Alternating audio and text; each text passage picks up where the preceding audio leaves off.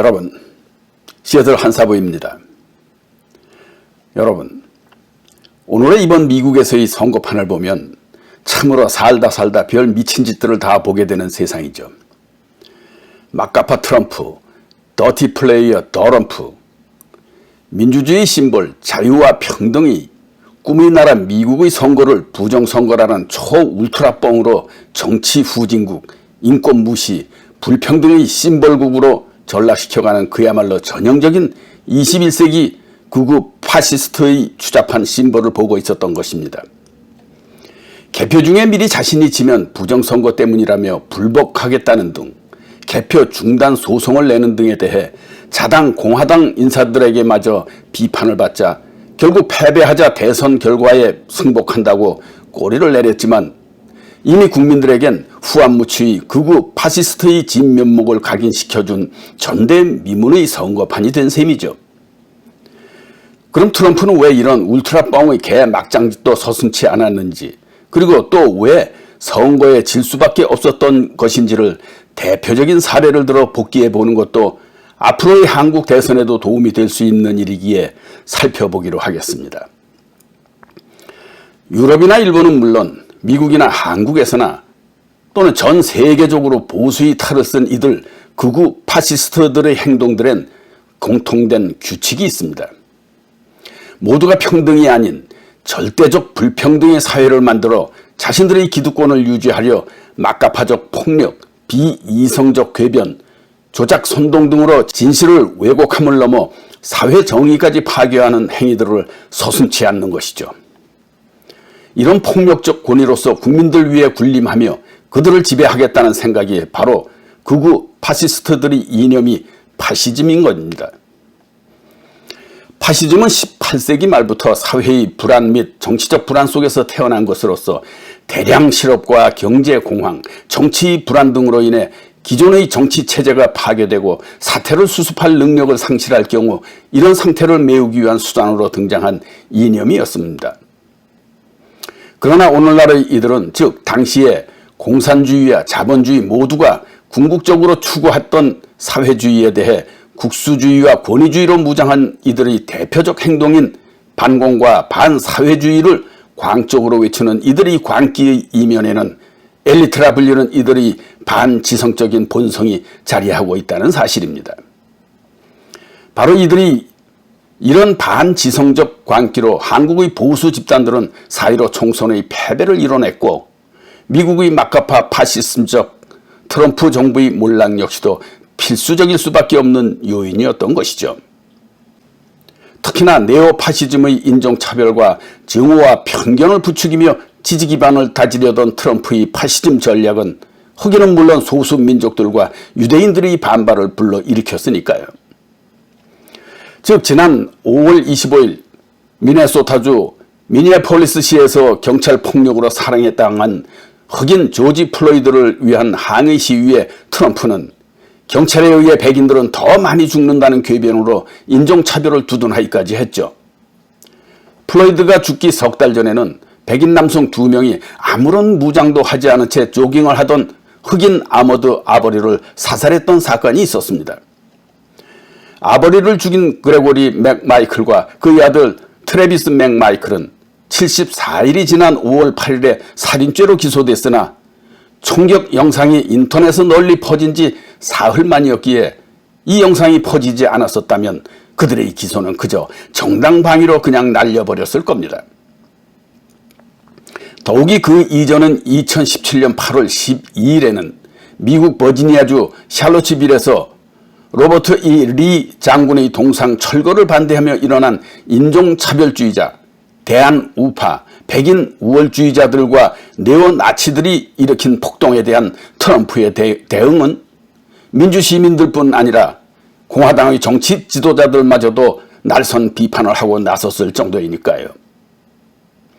이 폭동에서는 한 백인 우월주의 테러리스트가 이에 반대하는 집회 현장에 차를 몰고 돌진하여 사망자 1명, 부상자 16명이 발생했는데 이들 대한우파와 네오나치 백인 우월자들을 특히나 대한우파는 도널드 트럼프의 주요 지지 세력 중 하나로서 분파가 여러 가지로 나뉘지만 이들 중에는 백인 우월주의와 네오파시즘 성향이 있는 사람들이 대다수 존재하기에 반유대주의 성향 역시 겸비될 수밖에 없을 테니 이들을 두둔하는 것은 결국 유대인과 적을 만드는 멍청한 짓이 아닐 수 없었던 것이었죠. 참고로 네오파시즘은 세계 제2차 대전 이후 탄생한 유사 파시즘 사상으로서 사회적 불만을 다른 타인이나 특정 민족에게 떠넘기고 입단하는 경우로서 원래의 이탈리아 무솔리니의 파시즘과는 형태가 다르나 기본적으로는 그 정신을 이어받은 사상을 가리키는 겁니다.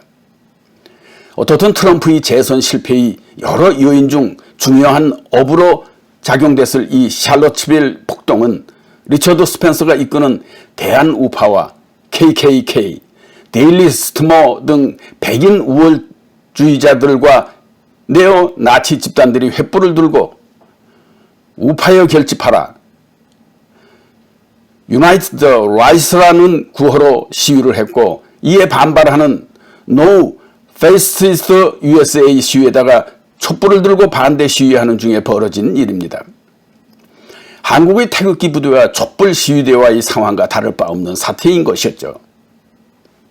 이들은 전날 밤 유대인들은 우리를 대처하지 못할 것이다. 즉 Jews will not replace us 또는 피와 흙 등의 나치즘 구호를 외치며 횃불 시위를 한 뒤 12일 낮에 무장 민병대를 대동한 채 행진을 했으며 백인 우월주의자의 차량 돌진 테러 등으로 인해 사상자가 발생했을 정도로 이들은 시위 중에 뭘 해야 할지 이미 정해져 있는 매뉴얼대로 시위 물품 등을 배분하는 등 매우 조직적으로 움직였죠.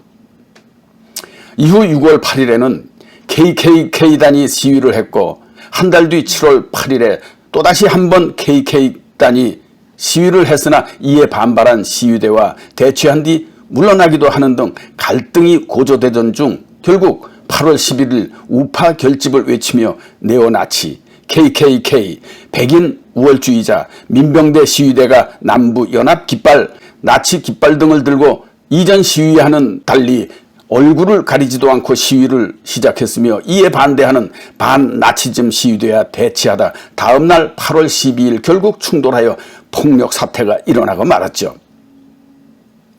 즉 극우단체 소속으로 추정되는 20세의 제임스 알렉스 필즈 주니어가 반대 시위자들을 향해 차량으로 돌진하여 많은 부상자가 발생했고 미국 민주사회주의자들 및 세계산업노동자연맹 소속이던 32세의 헤더 헤이어가 차에 치여 사망했던 사건입니다. 더불어 경찰 헬리콥터를 타고 시민 안전을 위해 폭동 장소에 있던 48세와 40세였던 경찰관 2명이 헬리콥터 추락으로 인해 사망하기도 했죠. 필즈는 범행 직후 도주하다가 경찰에 체포되었는데 후에 밝혀진 바로는 고교 시절 독일 국방군과 슈츠슈타벨에 대해 상당한 수준의 과제를 제출했던 이력을 가진 소유자로서 2018년 12월 7일 1급 살인 혐의로 최소 20년에서 최대 종신형을 받았고 결국 2019년 6월 28일 종신으로 결정되었죠. 사고가 일어난 이 샬럿츠빌은 미국에서 가장 아름다운 대학교 캠퍼스 1위로 선정된 UVA 즉 University of Virginia가 위치한 조용한 캠퍼스 타운으로서 정치 성향은 85%가 민주당에 투표할 정도로 진보적인데 이러한 곳에서 극우파의 폭동이 일어난 게 참으로 아이러니하다 하겠으나 그 내면에는 참으로 주객이 전도된 면도 존재하기에 무엇보다도 지역의 영웅을 넘어 미국의 역사상 그 누구보다도 영웅적인 로버트 리 장군의 동상을 강제로 철거하려던 지역 정치인의 만용이 원인을 제공한 사건임에 틀림없는 것이기에 이들 모두의 시위대들은 모두가 똑같은 피해자들이라는 사실입니다.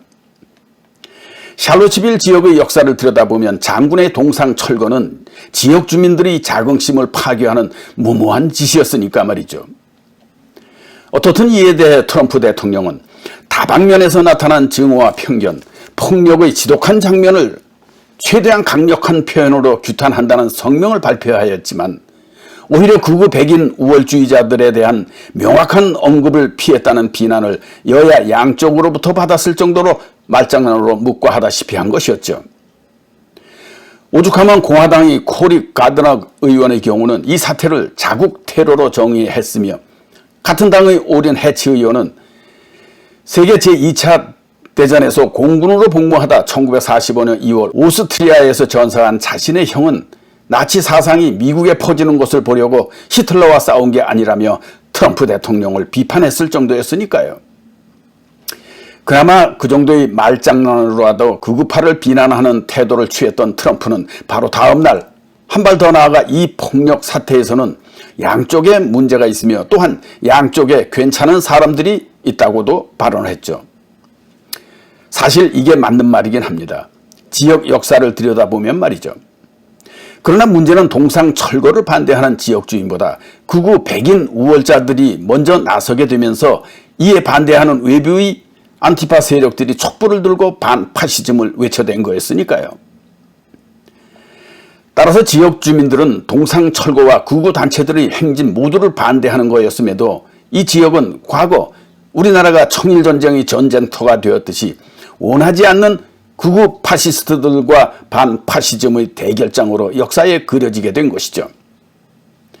어떻든 이에 대한 트럼프의 역사적 소신 발언에 대해 밋 롬니 등 공화당 인사들과 버락 오바마 등의 민주당 인사들, 그리고 버니 샌더스 같은 여러 정치인들이 더욱 크게 이를 비판하고 나섰습니다. 나치와 백인 우월주의자 그룹들과 민권운동단체들 간에는 도덕적으로 동등하지 않다고 말이죠.